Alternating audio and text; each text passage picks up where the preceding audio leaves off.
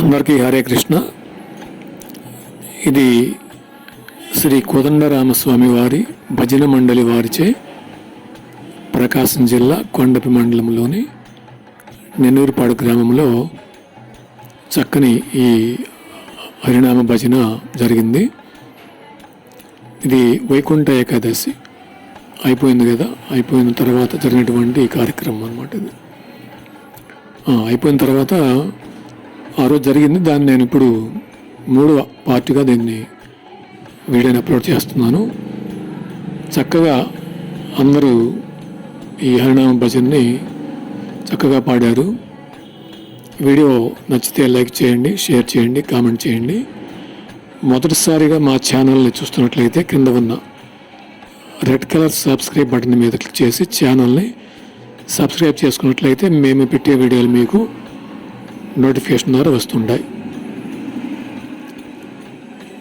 Okay friends, వీడియోని skip చేయకుండా చివరి వరకు ఈ యొక్క హరినామ సంకీర్తన మరియు చివరిలో ఒక మంచి రాముని యొక్క కీర్తన కూడా చేశారు.